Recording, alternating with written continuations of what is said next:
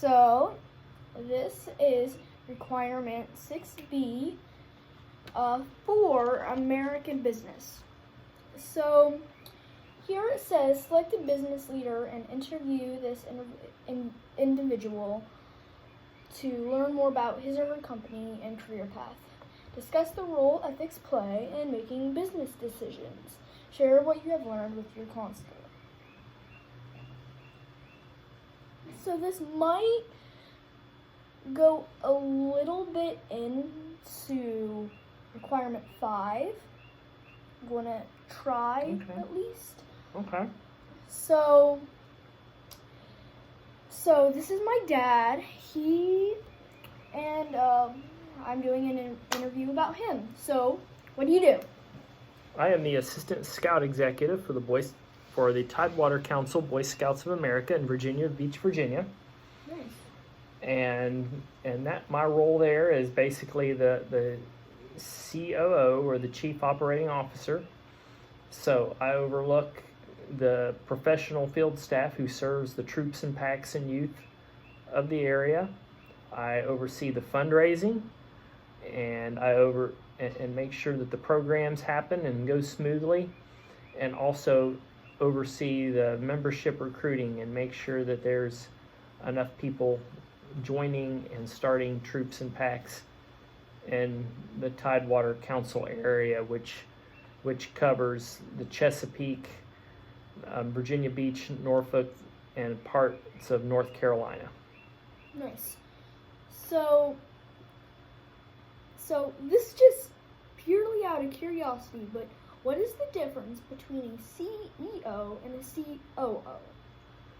Well, the CEO, a Chief Executive Officer, and sometimes it varies between organizations, is usually your top paid person, and they have a board of, in the case of scouting, a board of volunteers that are prominent people in the community that are selected for the board,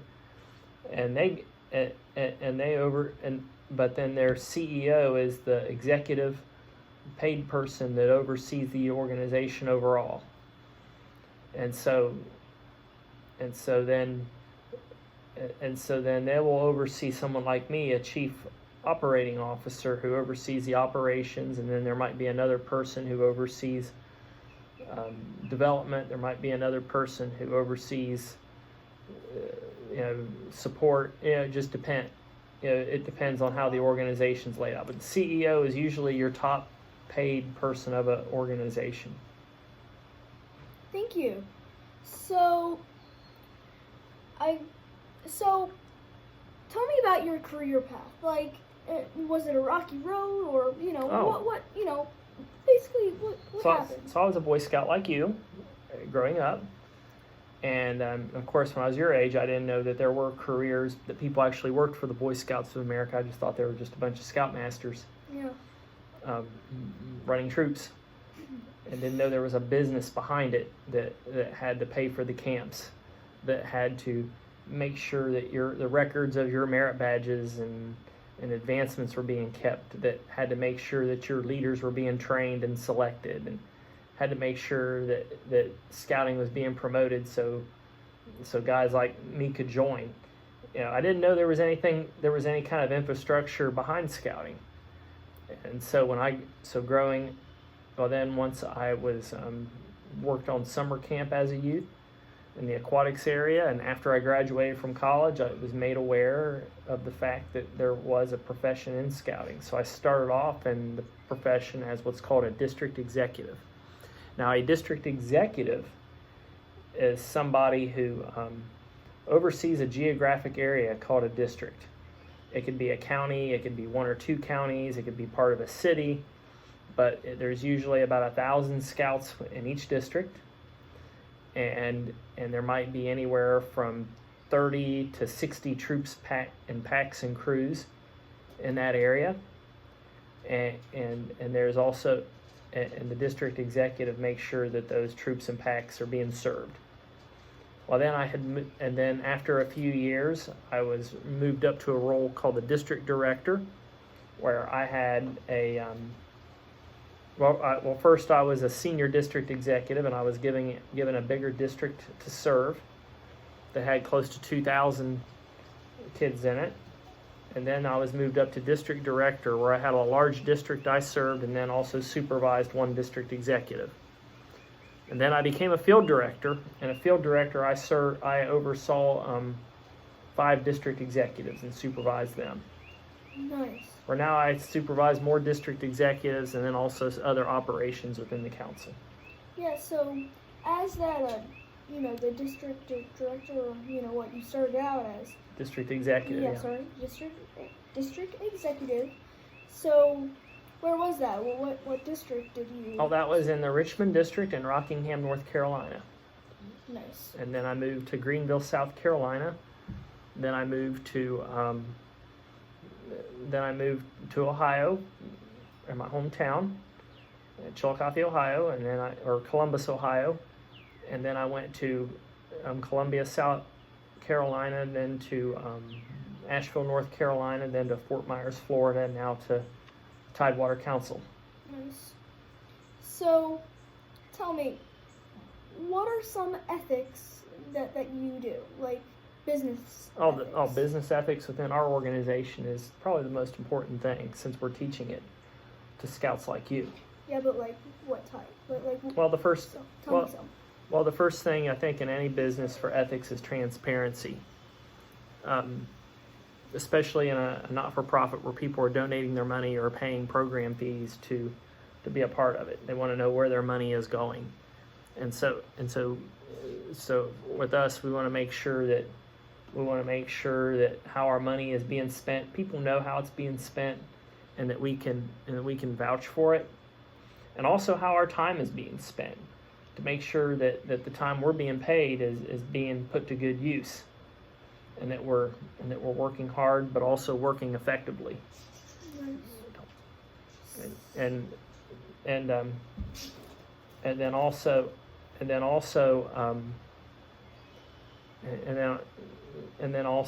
that transparency is letting everybody know what we're doing and what our goals are as an organization as well, and giving our people, our customers giving our customers feedback, or letting our customers give feedback back to us, and working with that. And that's why we have a volunteer board that oversees our operation as well. So yeah, as long as the Boy Scouts of America oversees that, but most importantly, it's about following the Scout Oath and Scout Law, and what we do every day. Yeah, so what is your ultimate goal in scouting? My ultimate goal in scouting is to serve the most amount of youth and to give them the best experience possible. Nice. That's my ultimate goal in scouting, is to get the most people involved and to have them have the highest quality program possible. And that's really all the fundraising and all the day-to-day business things we do. And we are a business. Scouting is a business. We have to pay our bills. We have to bring in the revenue to pay for the things that we want to do. And we have to keep track of it like a business, like either a big company because as a company called a not-for-profit, we're only, we only spend what we get. So if we're not raising money and not keeping track of it, we're not able to do as much for you, the scout. Mm-hmm. So for folks maybe watching this, tell them what scouting is. Okay. So scouting is an organization for youth, and we teach them to make ethical choices and to become good citizens in the community. And we do that through the outdoor programs, and mostly, but also chances for leadership outdoors and advancement. Nice. So how do you do accounting with a non-profit organization? How do we do our accounting? Yes. Well, every year, with any kind of like, we look at what we want to accomplish this year. How many kids we want to get involved, how many activity, what we want to have to offer them. And then we look at what resources are going to be needed, financial resources are going to be needed to do that. So for instance, in order to do outdoor programs, we have to have a camping facility. And to have a camping facility, we have to look at what we're going to spend in a year and do a budget, just like you would for anything. If we want to recruit more kids, we know we've got to have a staff member in a district executive in a district recruiting them and recruiting leaders to start troops and packs. So we take all of those things throughout the year and look at what our total cost is going to be to carry those goals out. And then what we do is every year we have various, those are the expenses, right? Mm-hmm. Well then you have to have the revenue to pay those expenses, right? Yes. And so we do things like fundraising, like your fees towards summer camp help pay for that camp, and the program act and the things that you're doing at camp, and the canoes and all of that. So that's how we run as a business, and that's how we run as our budget. And we have to make sure that the revenue at least goes a little bit over the what we're spending. Nice. So I'm guessing as a non-profit organization, you help the community in a lot of ways, right? Yes. That's our goal. So yes. Yes. So does that lower your economy? What do you mean by that? I lower our... Like as a non-profit organization. Well, yes. Yes. Typically, a non-profit organization, you have to make, you can't go too far over. Like, we don't have, let's say, for instance, in a for-profit organization, part of the budget is to have X amount of money over getting as much revenue over expenses is the objective, right? Yeah. And trying to do that as much as possible. Where a not-for-profit, our revenue still has to go over expenses, but there's not going to be a bonus if I do that more. And for us, we're here to serve, and we're here to serve, and there's only we can't do that if we're giving out bonuses or somebody's making a profit as much. So yeah, we try to put more of those dollars. We put more of those dollars from the revenue back into the program. Or a for-profit, a lot of the for-profit, you're trying to have more excess profit without having to put as much back in. Nice. Except to expand your business. Yeah. So, what do you do as marketing? Because you still need that money to still have your business going. Oh, marketing. Well, when you joined Cub Scouts, you probably got a flyer you got a flyer in the school, and then somebody had to bring it and get you excited about it. So there's that. We do have PSA, public service announcements, and so producing those at times. But then I think most of all is putting people in the field to get volunteers and to build relationships in the community.